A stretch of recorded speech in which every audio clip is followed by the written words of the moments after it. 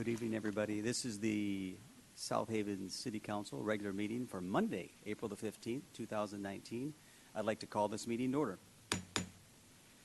Invocation this evening will be given by the Reverend Eric Jarvis of the First Assembly of God. Good evening, Eric. Thank you for coming. My pleasure. Thanks for having me. Lord, we just thank you this evening that we can gather together before you in your name. You admonish us in your word to come before you humbly, and so today, Lord, we humble ourselves and acknowledge our need for each other and for you. Lord, you admonish us to come before you with thanksgiving in our hearts, and so we're thankful this evening for all that you've given to us and all of your goodness. Lord, we thank you that you ask us or tell us that when we need wisdom or we lack wisdom, that we can call on you and you will give it to us. And since none of us are all-knowing, Lord, we call on you and ask you to grant us wisdom tonight. And finally, Lord, you call on us and say, pray for those who are in leadership and authority over you, those who are in government, that they're there for our benefit. So tonight, Lord, we just lift all of these up to you and ask that you would bless them, minister to them, their needs that may even not be represented here as a city, but individually and personally. And that, Lord, you would just grant them favor and help them as they lead us and minister to our community in civil affairs. In Jesus' name, amen. Amen. Thank you again. And we now are at the Pledge of Allegiance. I pledge allegiance to the flag of the United States of America and to the republic for which it stands, one nation, under God, indivisible, with liberty and justice for all. All right. We are now at our local business spotlight. So as you know, we've been, on occasion, we've been bringing in businesses. We love to hear what's going on at your business. So tonight we have Heidi and Joel from Taste, one of our outstanding restaurants. So I'll let you guys come on up. And really, this is, like I said, your chance to tell us a little bit about your restaurant with your employees, your challenges, your victories. Yes. Well, thank you for having us. Welcome. Again, my name is Joel. This is my wife, Heidi, and we own Taste Restaurant. We have been open now 6 years. May 15th will be our 6-year anniversary. I am from south side of Chicago. Heidi's from Midland area, small town called Coleman, Michigan. We're both transplants. Yes. Mm-hmm. But we both figured this would be a nice place to raise a family. So that's why we decided to call this home and plant our roots here. So. What questions do you have?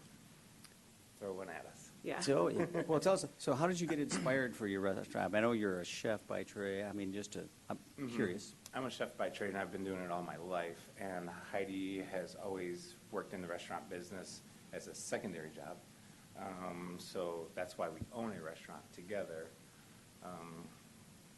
And, I mean, we just love doing what we do. I love creating food, and she loves the customer service end. And I love eating it, too. yeah, we both love eating it. Mm-hmm. So do I. I'll just let you know. I do as well. So. And we went with the small plates because that's how we eat. Mm-hmm. When we go out, it is a sin to get the same exact thing when we go out. We're always doing the appetizers and trying new things when we go out. So we thought, and it was a stretch for us to try it here because it was so out of the norm. The closest restaurant was in Kalamazoo or Grand Rapids, the tapas style, small plates. But South Haven embraced us, so. Yeah, we took a risk, and it's working pretty well so far. When the mayor's visited in the past, you all have talked about the number of people that you're employing, and you've talked about how you've managed to retain some of those people. Are you willing to share that with the council? Yeah. Oh, sure. We were just talking about it.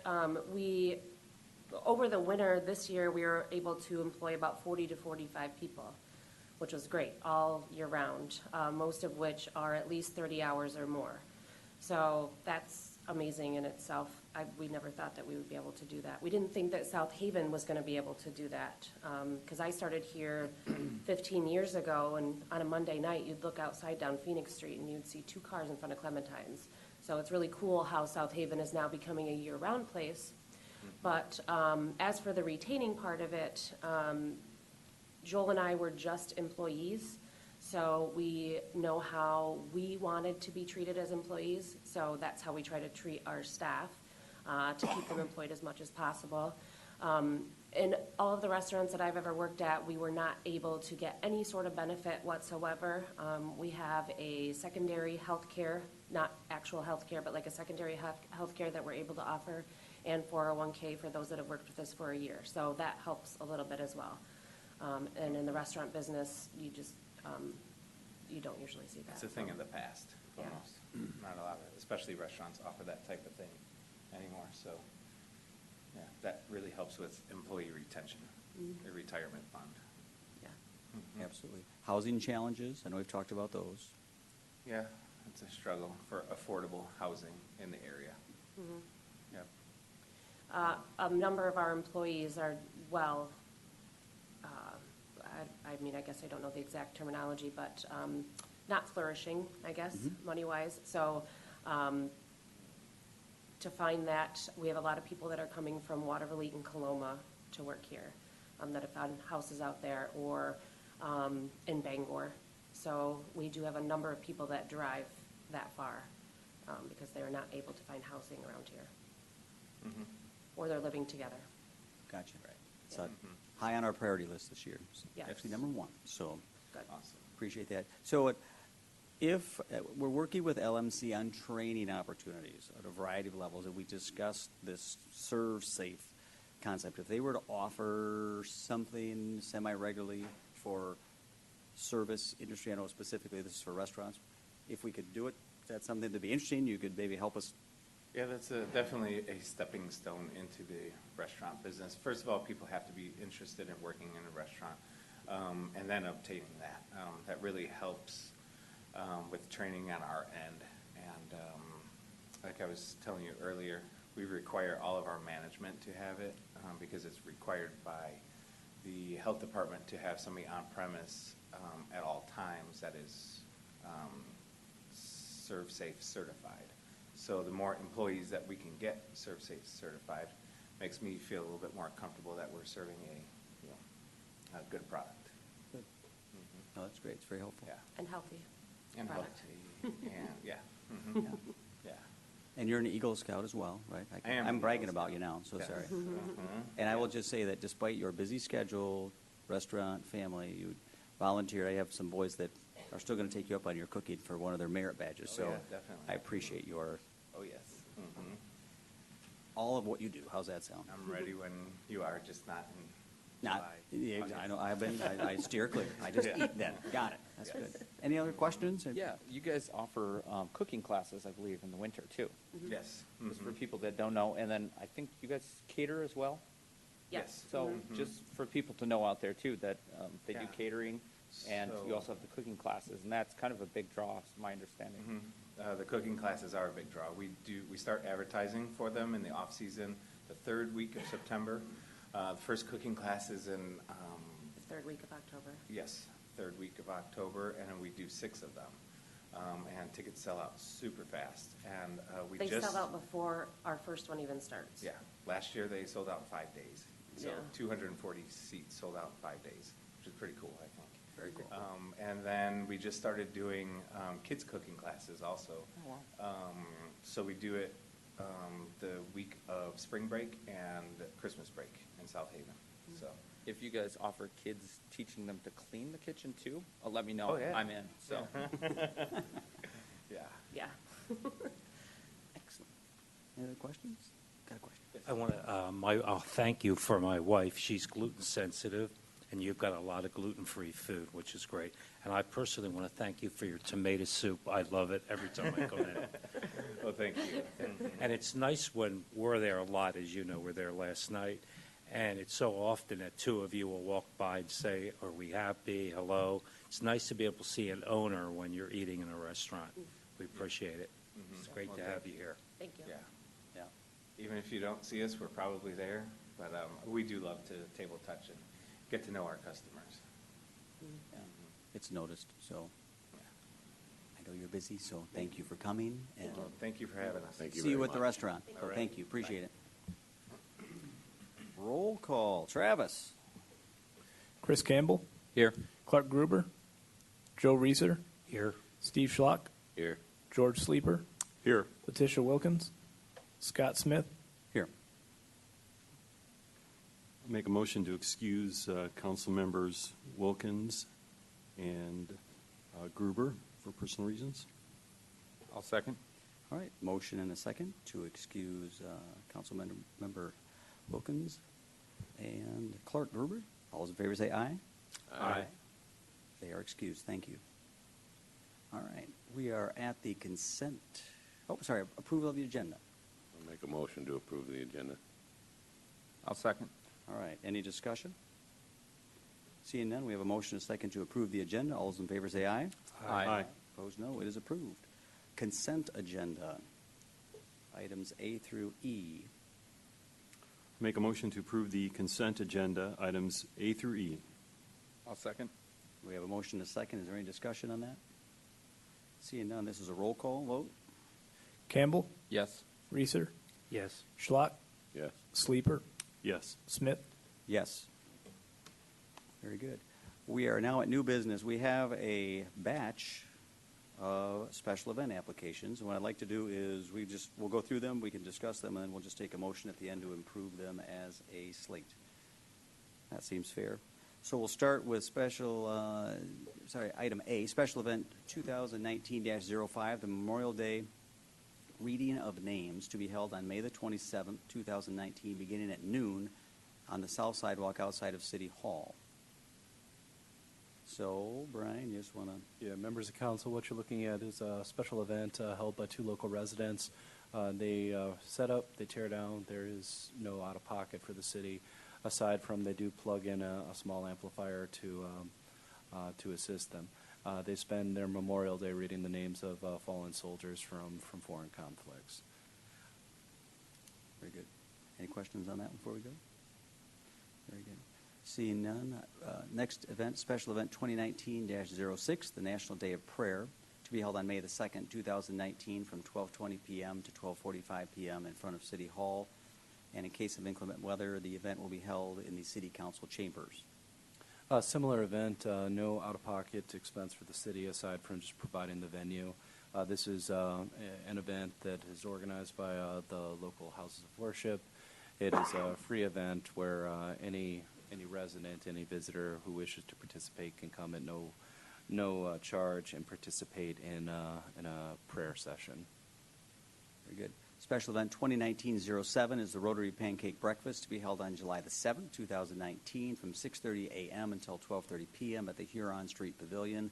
Rotary is, again, requesting permission to reserve 12 parking spaces under the pavilion immediately following the close of the farmers market on July the 6th. Mr. Mayor, this is your local Rotary group. They host the pancakes. It is a fundraiser for the charitable organization. There is no expense to the city.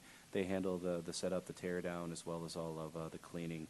The only complication with this is just ensuring that they properly communicate with the farm market in advance so that as the vendors are leaving the farm market, those spaces remain reserved for the upcoming breakfast.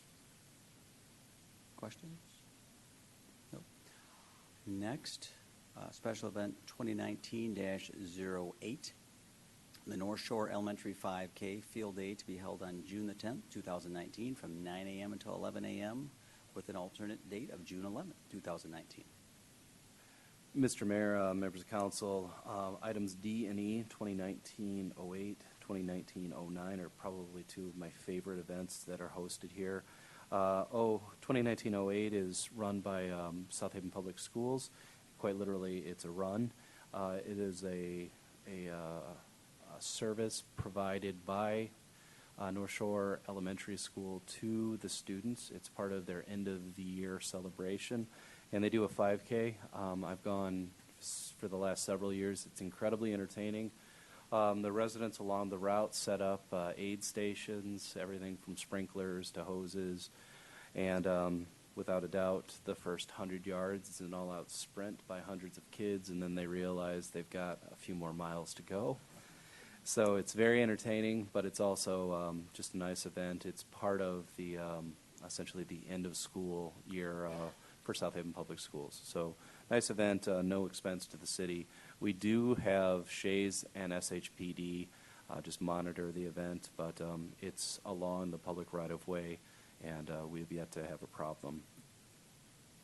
I agree. I was going to say the same thing. That is a lot of fun. And it is fun to see the residents out there hosing the kids down with the hoses and whatnot, or setting up their sprinklers. So, excellent. I'm going to try to make it. Special event 2019-09, Light Up the Night in South Haven 5K, to be held on September the 21st, 2019, from So- 6, what's that? Oh, I'm sorry, go ahead. Okay, from 6 p.m. until 9 p.m. at the high school, and along the route on the attached map.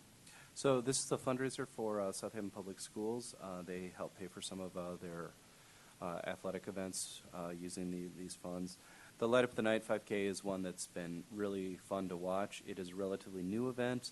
They do this they start at Lincoln Elementary, and it's a 5K just following standard city routes. An unbelievably large crowd. Typically you get parents, even grandparents coming out to run with the kids. I would anticipate anywhere from, at the low end, 350 up to 500 people show up to run the 5K. And we have a variety of Shays staff who are volunteering their time. They will typically come out and run the 5K in full turnout gear. Now, the city's out-of-pocket on this is minimal. It is on a Saturday night. We have no cleanup expense or anything tied to it. But this is a fundraiser run by South Haven Public Schools, and it's been very successful. I'd agree. I would encourage everyone to get out, walk it, run it. It's fun to see the community out and about. And there are a lot of folks come out, the kids, parents. It's fun to go out. So, any other council questions? All right, one more. Special event 2019-10, the Community Sunrise Celebration, to be held on April the 21st, 2019, from 6:45 a.m. until 7:15 a.m. at the South Beach. Mr. Mayor, members of the council, the title pretty much describes what this is. It's one of the local houses of worship. It's just requesting to do a sunrise service on the public beach. Excellent. So I guess I'll just do a quick summary. One, we always appreciate all the work that goes into these events. These don't happen easily. So as you read through those, just remember that there's a lot of folks to thank to make all these things possible. These are people that are giving back to the community in a variety of ways. So just want to say ahead of time, we appreciate the time and effort that goes into these. It does make our community very unique and a fun place to live. So if there are no other questions, I will take a motion in a second to approve that slate. I'll make a motion to approve special event number 2019-05, -06, 07, 08, 09, and 2019-10. I'll second.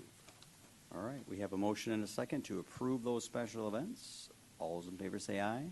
Aye. Aye. Opposed, no. They are approved. Thank you. All right, item 9, good stuff here.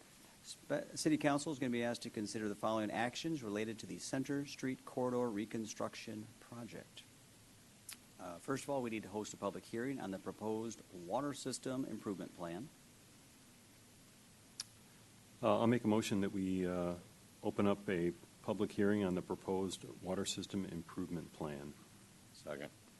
All right, we have a motion, a second, to open the public hearing. All those in favor say aye. Aye. It is open. All right, Brian, you want to tell us a little bit? Yeah, so members of the council, for item 9, you're being asked to take a series of actions related to the reconstruction of Center Street, what we're calling the Corridor Reconstruction Project. And there will be 2 public hearings, and then there will be 2 resolutions, and then finally a professional services agreement consideration. I think what makes sense is if we start with this presentation, the presentation relates to all 5 of the approvals that council will be asked to consider tonight. But before we get into the presentation, I just want to say this is really positive news. For the last 2 years, the city's Downtown Development Authority has been working on planning for the reconstruction of Center Street. For the last 2 years, we've been waiting to see when the state of Michigan would open up the coffers to take on another project. And what we'll be telling you all tonight is we have done what I believe is a pretty good job of shaking the money tree. We have found funding from the Michigan Economic Development Corporation to pay for the streetscape elements. Then additionally, for the underground work, we have found a loan program with loan forgiveness to pay for the drinking water, the sanitary sewer, and the storm sewer elements of the project. What we're going to do tonight is just walk you through a presentation, but the really exciting news is this is the last major project. The Downtown Development Authority was set up, I believe, in 1983, maybe 86, forgive me. But for the last several decades, the Downtown Development Authority was set up to renew the infrastructure in the Central Business District. In the last decade, we've reconstructed Phoenix Street, we've reconstructed William Street, we've done a variety of sidewalks, lighting, and other improvements. Center Street is that last core piece of the downtown that needs updated infrastructure and updated streetscape elements. And assuming the council moves forward with this and assuming our DDA finalizes some of their decision-making, potentially we're on a fast track just after Labor Day to be starting the reconstruction of Center Street, to update all of the utilities and then complete the street by Memorial Day of 2020. So this is positive news. With that, we'll dive into the presentation. We have Chris Cook from Avon Marsh Engineering here tonight. Chris? Good evening, Chris. Always good to have you here. That means we're building something, so welcome. Yes, that's good. Corey will do that in a moment. So for efficiency's sake, if I could ask you to amend what you just did, which was open the public hearing for the water project. Yeah. And if you were to open the public hearing for the sewer project at the same time, we'll cover it in one presentation because the two do kind of flow together and they are required using the DEQ funding for both water and sewer. That's fine. We can. Yeah, I'll amend my motion to open a public hearing on both sides of that water and sewer. I'll second. All right, so we have a motion and a second to essentially be opening both the water and sewer public hearings. All those in favor say aye. Aye. Opposed, no. They are both open. Thank you. Now we can do that all in one fell swoop. Excellent. I like it. So as part of the DEQ loan requirements, there are certain components of the plan that we must present in a public hearing, and that's what we intend to do tonight. It's fairly brief, but certainly there's opportunity for any questions that you might have or anyone in the community might have. And as a matter of fact, there's another week or so that folks will have an opportunity to comment, but in writing if they want to submit those to City Hall. We also have a court reporter here tonight, which is a requirement of the loan, so that everything that gets discussed is for the record and gets put into the plan when we submit it to DEQ for funding. So Corey Kondo and Dan Baumser are with me here tonight, and they both worked real hard on putting this together. So I'm going to have Corey go ahead and present the materials. Thank you again. Oh, thank you. Good afternoon. As Chris mentioned and as amended, we are going to kill two birds with one stone here tonight. Both these project plans fall on very similar tracks, so it makes sense to do that. This is the public hearing for the DWRF and SRF project plans for the Center Street project in the city of South Haven. Why do the project plan? Well, this project plan needs to get approved by the Michigan Department of Environmental Quality to be able to qualify for those low interest loans that Brian mentioned earlier. Two terms you're going to hear thrown out, DWRF, SRF. DWRF is Drinking Water Revolving Fund. SRF is State Revolving Fund, which that deals with the sewer portion of the work. These loans will help fund the water, sanitary, and roadway replacement work. The DEQ's got a methodology that they take into consideration when you rebuild sanitary or water. The hard surface sidewalk, road, curb and gutter, anything directly related above that utility qualifies for that work. Other grants are being looked at in local funds to cover the drainage streetscape elements. Over on the right side of the screen, you'll see the project limits. Again, this is on Center Street. South end of the limits is Michigan Avenue, and north end is up at William Street. We have gapped out the section across Phoenix there, because obviously that had been rebuilt 2-3 years ago. Well, why is the project needed? Well, you look at sanitary on the left side of the screen here, we have sewers that are approximately 100 years old. They're clay pipes. They're operating past their useful service life, which is putting them in a high risk of failure or service disruption. Aging sewers require additional maintenance work, especially with the clay sewers. They have typically joints located every 3 feet along the pipe. So you have that many more areas where water can infiltrate into the pipe, where roots can grow into the pipe, where debris can collect. So they're, like I said, they're 100 years old and past their useful life. We also have, I mentioned that earlier, we have infiltration in this stretch of the project location. We have some inflow that we are suspicious of. Sounds like the fire department was doing some testing, some hydrant flow testing late last week, and we had a pretty good spike at one of the lift stations in the area showing a direct connection between stormwater and sanitary. So we want to see if we can figure that piece of the puzzle out a little bit. And then with the sewer services, we have about 2/3 of them that kind of run cross-country under buildings to alleys either to the east or west of Center Street. Only about 1/3 of them actually show up coming back to Center Street where the public main is. With the water, we've got the same type scenario. We got a water main that's roughly 100 years old. It's operating beyond its useful life, which again puts that utility in its high risk, critical failure state. With water main, over time, you get a buildup of mineral deposits on the inside of the pipe called tuberculation. The bottom picture there shows what tuberculation looks like in a main.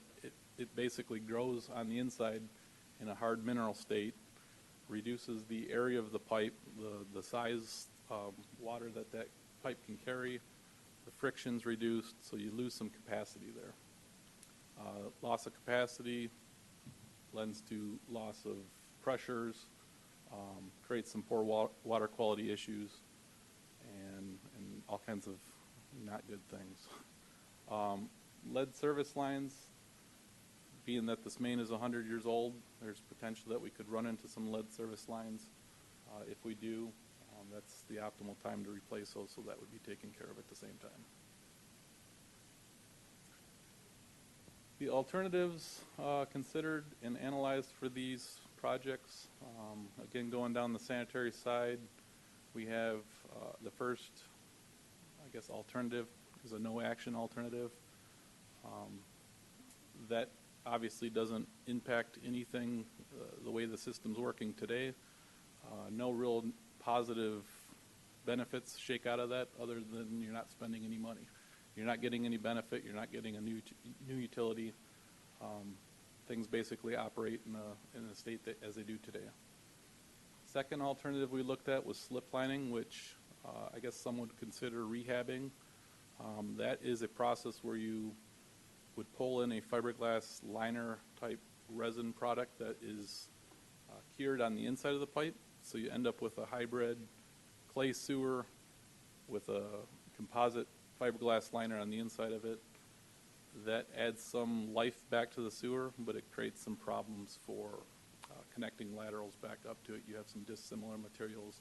You're trying to connect new PVC laterals to old fiberglass pipe. It just prevents a little bit of some issues there. The last alternative we looked at was a full reconstruction, and as it says there, that's the alternative that we've selected. That presents long-term cost savings, as we're able to do that with the other work proposed. You've got a contractor mobilized. It just kind of scales of economy there where you can do stuff and take advantage of that. Services at this time, if we're reconstructing, can be routed and connected to the main and sealed properly. As I mentioned earlier, with that clay pipe, you have joints every 3 feet, so you're talking roughly 6 times the numbers of joints over traditional PVC type construction. The gaskets of today's modern piping are a lot better at keeping water out, and we're always trying to get out inflow and infiltration in the main. Over on the water side, same type story. We did a no action alternative. Again, that doesn't really result in any positive benefit other than not spending any money. We still have a 100-year-old main that is kind of past its useful life, and any structural defects and capacity issues remain. Obviously, we're not changing the main, so everything that's there today is there 5, 10, 15 years from now. The full reconstruction, again, was a selected alternative we looked at. Again, with the contractor mobilized doing the other work, it's kind of a optimal time to do that, and it's the only feasible way to really address structural and capacity issues along Center Street.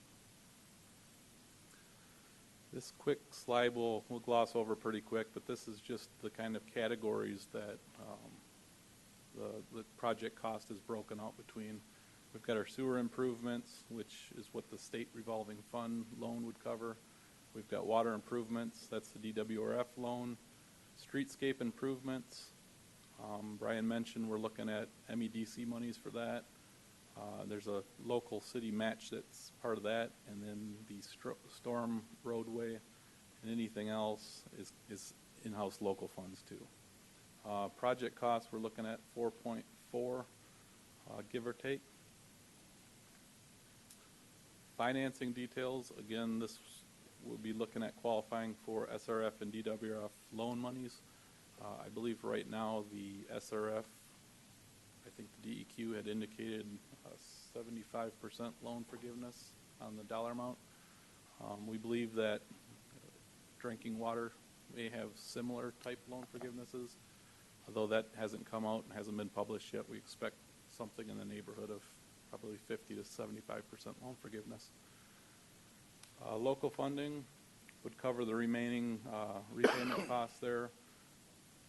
No additional rate increases are needed to cover the cost of this project, and no special assessments or fees would be assessed for this. Michigan Economic Development Corporation, their portion, $866,500 is grant monies for the streetscape improvements, and an equal match from local funds / grants. Remaining balance, as mentioned on the last sheet, is covered by additional grants and local funding. Social and environmental impacts. Positive impacts are listed there. It's a decreased risk of health issues related with sewer. Old sewers, like I said, if they get plugged, clogged, need to be maintained, there's an increased risk for capacity, for overflows into basements and CSOs and SSOs. With the water, again, lead services, 100-year-old main, good possibility we're going to run into some of that. Increased capacity to support any ongoing developments or future developments. And then an added benefit just with a larger main is increased fire flow capacities along Center Street, which is, as Brian mentioned earlier, in your heart of your downtown kind of region there. The adverse impacts, typical with construction, you're going to have noise, you're going to have dust. Those can all be reduced and kind of controlled with proper equipment, proper soil erosion sedimentation controls. We got temporary short-term closures with roads. That's kind of an adverse impact, but we're looking at building this project kind of from the Labor Day to Memorial Day timeframe, kind of in the off-season. And as far as potential environmental impacts, we don't foresee any there. This is a fully developed concrete jungle, I'm going to call it. There's not much for vegetation, trees, and stuff like that. So we're not going to have, we don't anticipate any environmental impacts there. So with that, I'll open it up for questions. Well, since we're in a public hearing, why don't we see if the public has any questions? Yes. If you have a question, come on up. You state your name and address, and just. Yeah, Danielle Veenstra, 1220 Monroe Boulevard. 2 questions: life of the new lines and expected disruption to the businesses that are on Center. Okay, the first question, expected life of the new lines. I think pretty standard use for new sewer construction is, I'm going to say 80 years. 80 to 100 is kind of what plastic sewers are rated for. And then the expected service disruption, I'm going to say that's going to be on the order of a few hours. Typically, when that connection's going to happen, we come around and we'll give you a notice, a door hanger type notice, and coordinate with you. But it's generally a pretty quick process. The new pipe will be, they'll start on the downstream end, they'll work back up, and when they get to your lateral location, we'll let you know. We're going to make that connection, ask you not to run any water, flush any toilets for the,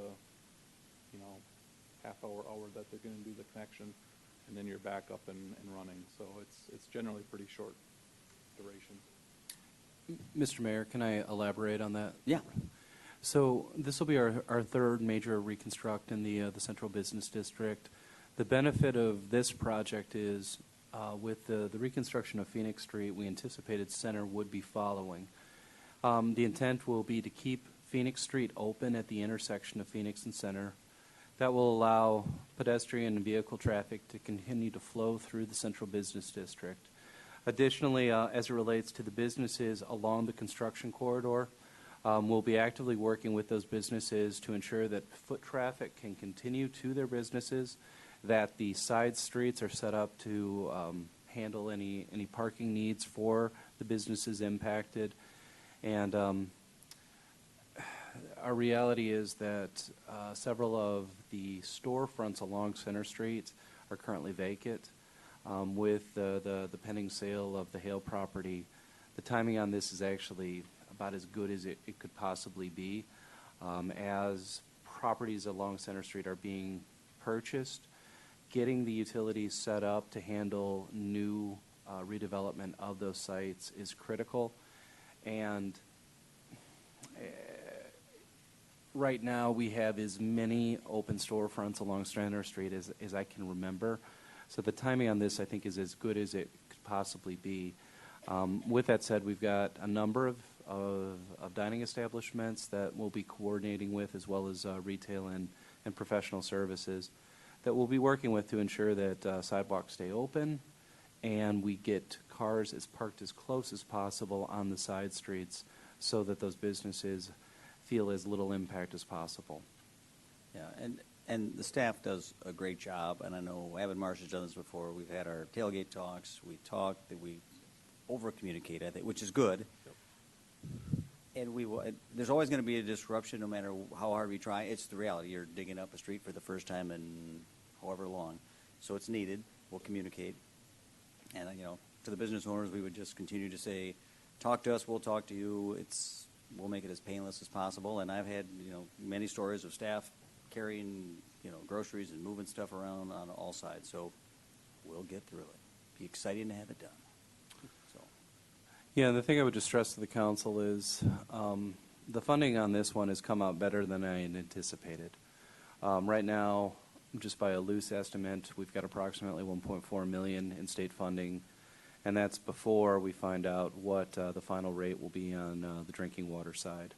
Additionally, we've put in for TEDF funding through MDOT. We've also sought USDA rural business development grants for this project to try and supplement our already very strong state funding formula. The Downtown Development Authority has pledged their support for the project. They have signed off on the initial round of contracts. We will be issuing either just a standard loan debt or possibly a bonded debt through the DDA to cover the last portion of the local match. As we work through the final details on the plan, as we get notice on our other grant applications, that will then dictate how much of a borrowing the DDA will take on. Right now we're planning on about $1 million that the DDA will finance to cover the local match on this project. Sounds good. Any other public questions? If not, why don't we close the public hearings? We have both open for water and sewer, so motion and second to close them. Make a motion to close the public hearing on the water and sewer for the Center Street redevelopment.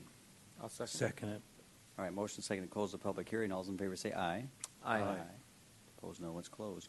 So, you want to do a motion, and then we've got 2 items to approve. And then you can throw out questions as we approve each one. Does that sound fair to the group?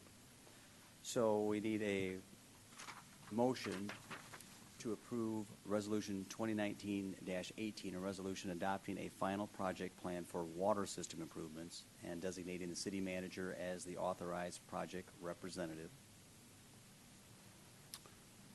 Okay, I'll make a motion that we approve Resolution 2019-18, a resolution adopting a final project plan for the water system improvements and designating the city manager as the authorized project representative. I'll second. All right, we have a motion and a second. Council, this is our chance. Any other questions for Brian or staff? Well, I'll say, as a business that's went through the Main Street reconstruction, and as also a business owner that's looking to put another storefront in on one of the Hales stores, you feel a small impact, but it wasn't too bad the first time around. And I think knowing that it's coming helps. But overall, after it was done, our sales in general honestly increased a lot. So I do think this is a great thing. The only big person I guess I worry about would be the movie theater, but I think most people, if they're going to the movies, they're going to the movies. So you're not going to stop them. So that's just kind of my 2 cents on that. Oh, it's good feedback. Nice to know someone's been through it, so. I also remember the Phoenix Street redevelopment, and I thought one thing that I think was key to making that effort a success was the communication before things were going to be closed down and during the closure, and just making sure that people were aware that, yeah, the downtown is still open for business, and I think that helped a lot. Yeah, I'd agree. And thanks Brian and staff for shaking that money tree and for having these projects ready. I mean, this was ready. We know this was kind of queued up and ready to go. So because of that preparedness, we're in this position, which is great. So kudos to you, and really, for the public's, understanding that slide that kind of showed the, pros and cons. I mean, failure is really not an option here. You don't want failure of any of this stuff. Having stood in a basement and watched sewage, flowing in someone's, not fun. You do not want these systems to fail. We want water flowing. We want all this stuff to work. So waiting is really not an option. These are 100 years old, so I will be supporting all of the above. So, any other questions, comments? I have just a couple of questions, just to clarify, basically. We're going to be asked to look at a professional services agreement later on the agenda. Is that in these figures for the breakdown project costs and funding, or is that on top of that? It's included. And could you explain to me a little bit more about the loan forgiveness potential or possibilities, please? Yep. Explain that, what our chances are. Sure, that's a great question. So with the SRF program, that funded in large part, the work that we did a couple years ago that was on North Shore Drive, Monroe Boulevard, Kalamazoo, Black River Street, Dunkley. And Dunkley. So we got a state revolving loan for that sewer work. As part of that, with the city's status as a disadvantaged community in the eyes of the DEQ as it relates to this anyway, we qualified for $500,000 worth of loan forgiveness on that project. The state DEQ has enjoyed working with the city of South Haven so much that they actually encouraged us to bring forth another project that could be subject to the loan forgiveness. So while I'll talk about the sewer first again. So with the sewer project, they have told us that so long as the project meets their criteria, which we expect it will, that they will you will qualify for a 75% loan forgiveness on that part of the work. So that we know. The water portion of it is uncertain because the legislature hasn't told the DEQ what they're going to allow, although the governor's plans seem to indicate that she's desirous of having a significant portion of the water main work, along with sewers as well, continue to show loan forgiveness. So we will know, once we submit this on May 1st, no later than, we'll hear in the fall about and probably before that actually, we'll get some inkling of where we stand, but no later than early October, we'll know what the loan forgiveness amount will be for the water, if any. The numbers that we showed you tonight indicate what the loan payment would be without any loan forgiveness. So we're certainly hopeful that it will be significantly less than that. Thank you. Does that help? It does. Thank you. Very helpful, thank you. Can I expand on that? This is also one of those carrot and stick moments. It's very clear to staff, to outside consulting agencies that the Michigan Department of Environmental Quality is embracing new lead and copper rules. It is very clear that if lead is within a public drinking water system, that the state of Michigan's position is going to be on a going forward basis, get it out. And the SRF, the DWRF are set up with very attractive rates and terms, as well as the potential for loan forgiveness, specifically because the state of Michigan is taking a hard line on a going forward basis. They are offering these tools to communities across the state to try and encourage, to provide incentive to get in and do these tough projects to get lead out of our system. It's also very clear that if we don't, that a day is coming very quickly where it will be mandated by state law that that stuff has to come out of the ground regardless of the funding scenario. And what we're seeing at the staff level is DEQ is making it very clear to us that a push is coming, that if we have any lead detects within our system, that by law we will be required to remove it. And the funding may be there, the funding might not be there, but the state order will absolutely be coming. We know we've got some lead services within the downtown. It's a 100-year-old system. And from the staff's perspective, this project is really queuing up nicely to be affordable to the locals and greatly subsidized by the state of Michigan. Very good. And it's definitely going to look better, too. Any other questions? One last one. Are we losing any parking spots? I don't think so. Going by the drawing, it looks like it. Are we losing? By the drawing, it looks like it's all parallel rather than... We haven't finished that yet. We haven't even started that yet, I should say. Kind of So- a generic drawing then. We looked at the one with Yes. you look at the one with all the trees. You just looked at, oh yeah, oh that looks really pretty. It's nice. Right. We're hopeful that we can maintain the current parking level. Okay. And we certainly know that that's important. We may make up for a slight loss on Center Street with a little bit more on the side streets, but certainly within the realm of what you might consider the impact zone of Center Street, we want to maintain neutral as much as we can. Thank you. And just following up on that point, with Phoenix Street, we did lose some parking, but we had really sold Phoenix Street as having these outdoor plazas. And the folks that were just here were the first ones to take advantage of that outdoor plaza. Taste has used the outdoor seating aspects for a number of years. Black River Tavern has as well. Based on our initial conversations with Clementine's, and I believe with Maria's Restaurant, I don't believe that there will be a push to do any outdoor dining areas. I've got to follow up with them. That's the biggest impact on parking is if we do the outdoor seating space, you're going to lose some parking spots. And a couple of years ago, myself and staff went and met with Al Rupert and Sue Frederick at Clementine's, and they just did not appear to be interested in pursuing any type of outdoor dining area. We will have follow-up conversations, and that's kind of thing that really dictates whether or not we lose any parking spots. But it's going to look so much better. I mean, it's ready. I mean, it's ready. The coolest part of this project is it's not outdoor seating, it's not art, it's not views of the water. Center Street's this kind of stuck in the middle. It is the center, and we don't have immediate access to water views. We don't have immediate access to anything that's truly spectacular like you see on William Street. What we've pitched real successfully to the state of Michigan that their team has fallen in love with is this concept of a green wall. And green roofs are pretty well known at this point.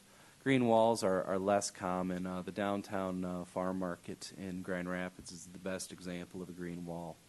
And it's a vertical planting that we have a tentative commitment from Chemical Bank leadership to allow us to construct on their east-facing wall on center this green wall structure that it will be a series of plants with sprinkling systems maintained by the city, but it'll create greenery where right now it's just kind of a large swath of concrete and whatever building material that is. So that's going to be the most significant part of the Center Street project. It's a fraction of the total budget, but it's what the state of Michigan fell in love with. Anything else?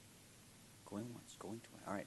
We have a motion and a second to approve Resolution 2019-18, a resolution adopting the final project plan for water system improvements. All those in favor say aye. Aye. Opposed, no. It is approved. Next, motion to approve Resolution 2019-19, a resolution adopting a final project plan for wastewater system improvements and designating the city manager as the authorized project representative. Make a motion to approve Resolution 2019-19, a resolution adopting a final project plan for wastewater system improvements and designating the city manager as the authorized project representative. I'll second. All right, motion and a second. Discussion. Equally exciting on this one. Repeat, ditto. All right. Seeing none, we have a motion and a second to approve Resolution 2019-19. All those in favor say aye. Aye. Opposed, no. It is approved. Finally, we have a motion to approve the professional services agreement from Abbenmarsh in the amount of $346,000 to perform engineering, design, and administrative services for the Center Street Corridor Reconstruction Project. I'll make a motion to approve the professional services agreement from Abbenmarsh in the amount of $346,000 to perform engineering, design, and administrative services for the Center Street Corridor Reconstruction Project. Second it. All right, motion is second. And we've already had discussion, if you want to fill any more other than to maybe explain what it might entail. Or Sure. So this is going to be finalizing the design, actually developing the street plan. Additionally, we have to take it through DDA for final blessing. We have to take it through Planning Commission for final site plan approval. We then have to go through the bidding, and then finally the construction and reporting back to DEQ for the completed work. So this is finishing the design, bidding it, and then managing construction. And they need to figure out how to get a pipe that sits underneath a 100-plus-year-old building and get it out in the right location. And this will be interesting, right? They're back there shaking their heads, but yeah, this will be a interesting move. Yeah. So it's going to be a good project. All right. So any other questions on this? Got nothing. All right. Motion is second to approve the professional services agreement from Abbenmarsh. All those in favor say aye. Aye. Opposed, no. It is approved. Thank you very much.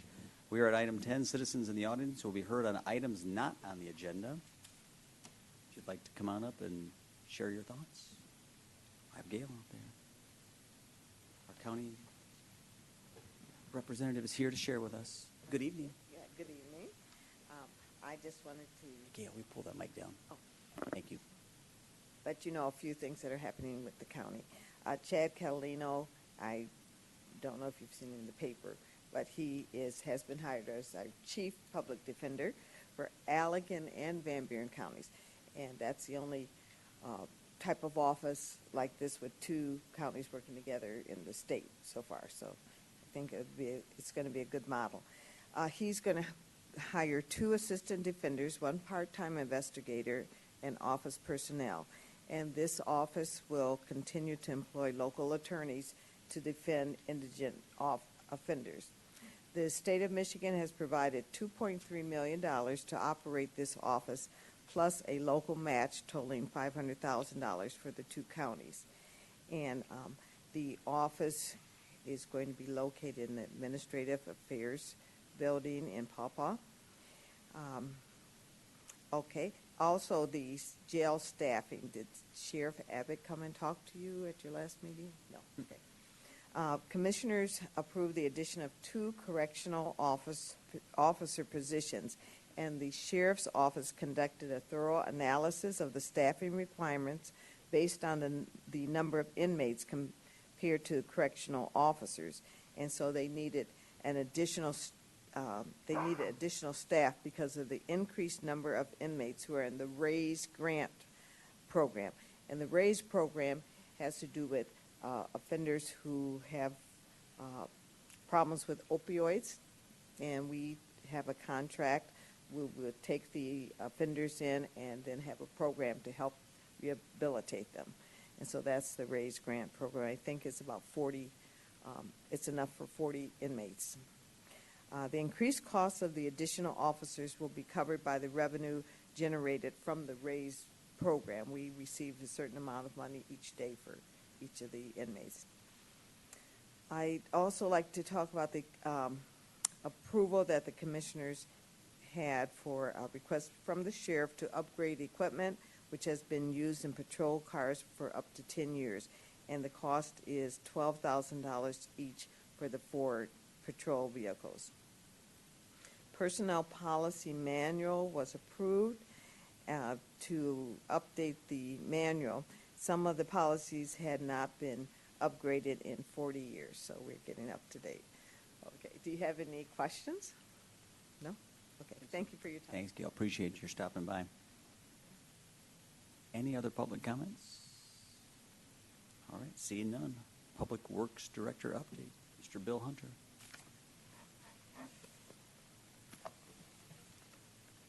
Good evening. Good evening, Your Honor, council members. I'm just going to do a DPW update. Cemetery project is going along as scheduled. We're still looking at a substantial completion of June 30 of 2019. No significant changes to there or additions to the project. Splash pad, we're looking at presenting a plan to the Parks Commission May 14th, and then after that to the Planning Commission June 6th. Afterwards, then it'll go out for bids. Bids will come back, and of course, they'll go in front of City Council for that approval. Road diet, we're working with MDOT right now, working through the permit process. Safe routes to school, we did submit a grant application to them for some sidewalk work down Aylworth. We're hoping actually to hear back from them soon. And if we do, we're looking at maybe a summer construction project with that. Kids Corner Phase 1, final design was approved by the Parks Commission on February 12th. We're going out for bids this week, and we're anticipating actually a completion of July.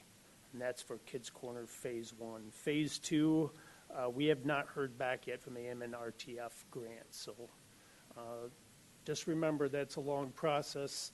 Other times that we've applied, it's gone through 2 or 3 stages. So anticipate with this project this big, that's what we'll have. The electric department, some of the projects and some of the work going on in there. The 76th project is still underway, a completion of June 30th. Core City Phase 4 still underway, June 30th. Huron Street Underground project, that is in conjunction with the Center Street project. That's putting the Huron Street electrical underground on Huron from school just to the other side of Center. With that project, actually initially that project, we got a cost from Kent. It came in very high thanks to Compton's Inc.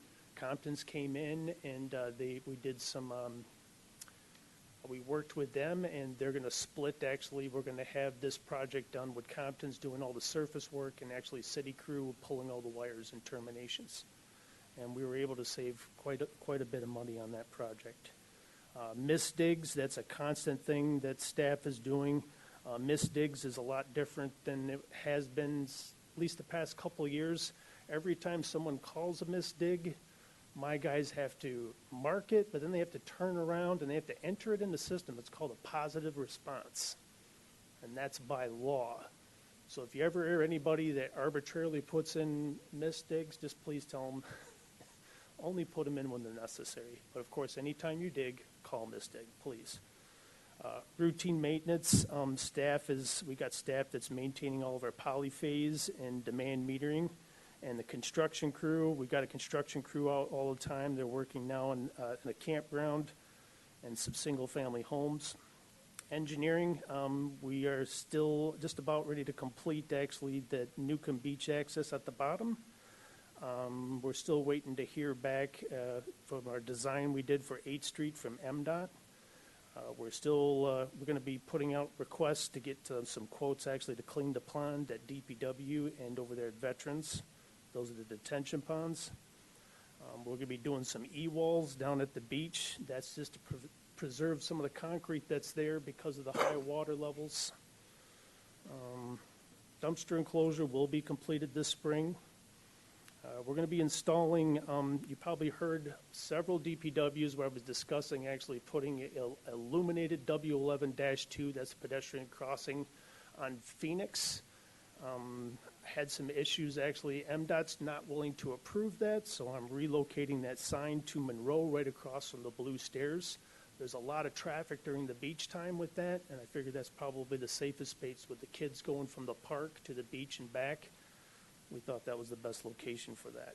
What was the rationale for not approving it? Don't want to know, right, do I? No. Okay, skip it.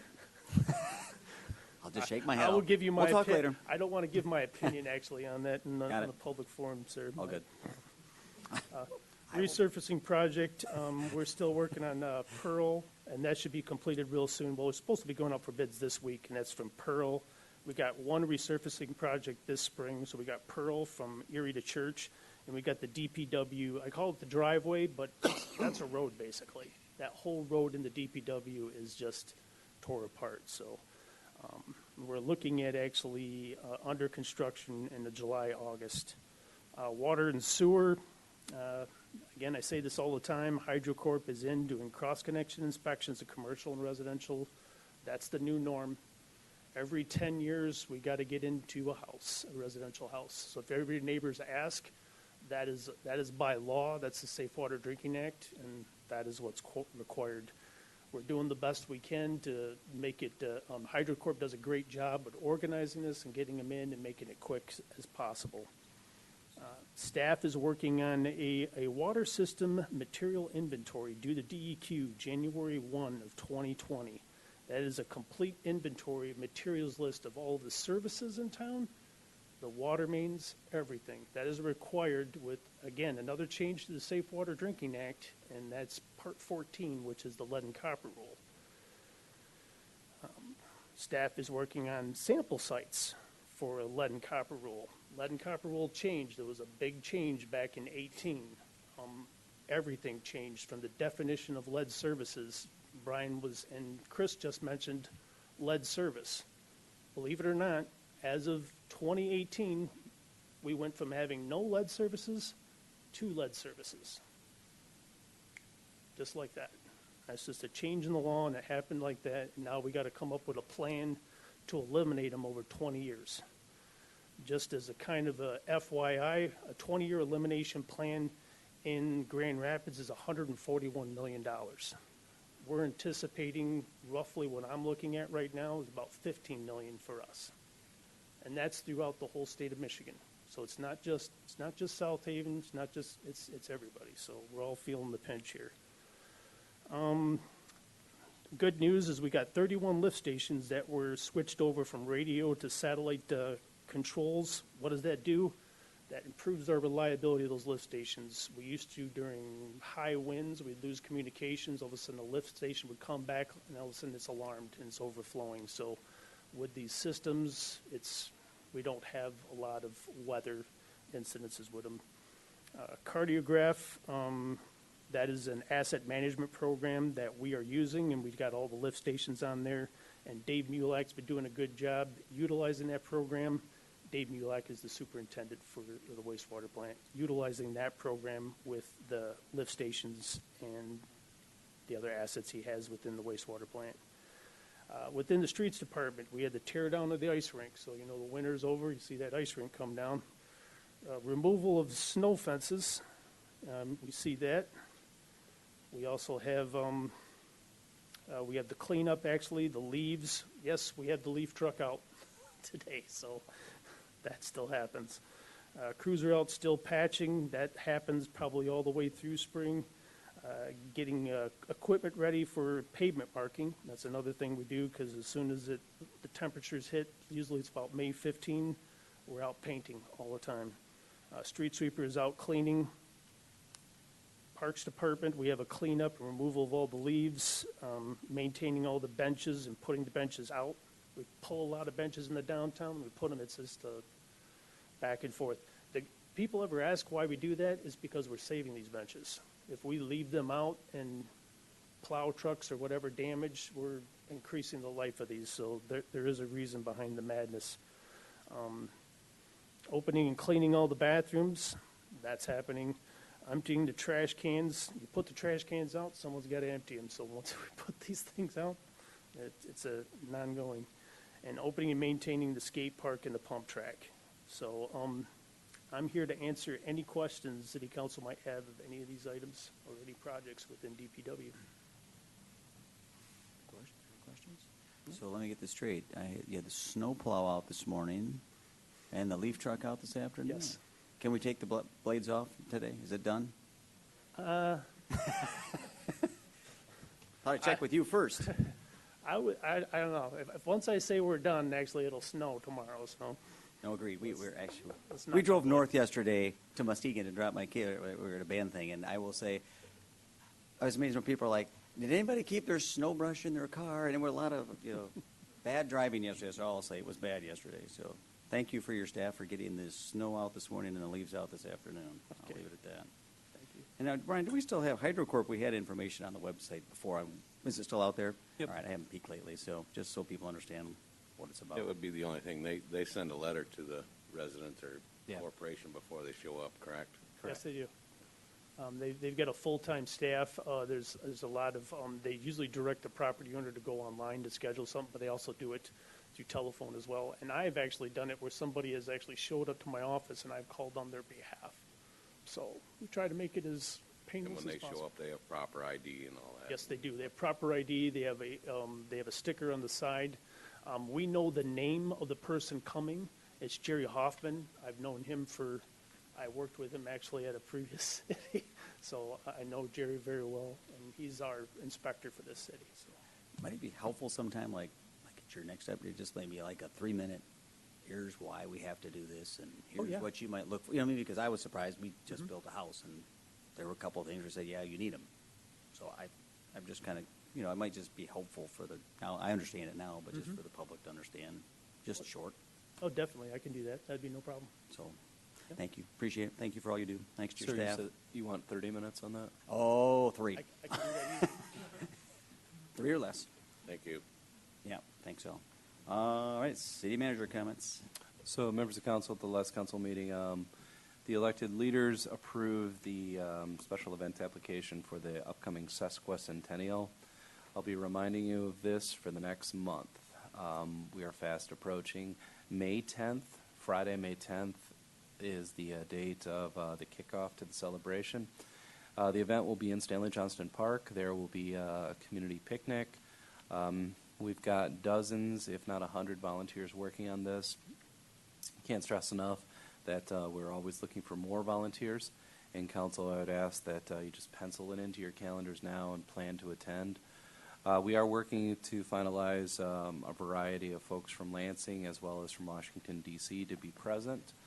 The Chamber of Commerce, the Visitors Bureau, Tom Renner, Rosalie Placati, and more people have just been working hard on this. The Visitors Bureau is maintaining a website dedicated solely to 150 years as a community. If you haven't had a chance, go take a look at the site. Tom Renner and the Visitors Bureau have really worked hand in hand to just load it with historical images. So really neat website. Just a quick thank you. I had several members of council attend a couple of funerals over the last month. We had two longtime members of South Haven Area Emergency Services pass. First, Mr. Ed Bierhalter, and second, Mr. Dave Henry. Both were decades of service to the city and to Shays. And council members who were able to make it, thank you very much. Much appreciated. And then lastly, council members, I think we had 4 council members attend the last speaker series at South Haven Public Schools. That one was on affordable housing. Excellent presentation that was given. I was thrilled to have many of the council attending. I also noticed we had many of the South Haven Charter Township Board members there. It's really greased the skid for the upcoming joint session. I'm still working on the details of getting the city council and the township board together to have a serious conversation about how we can better partner up to pursue multifamily and other housing types. Mr. Mayor, those are my comments. Very good. Thank you. Yep. All right, council comments. On the right, Mr. Reeser. I just want to reiterate what Brian said about Thursday night, the speaker. And I'd like to suggest, and Brian knows I'm going to bring this up because I called him today. I think all of us on this board have varying backgrounds, business, whatever, and we're all pretty smart people. But what I got from that presentation, besides information, is what I don't know.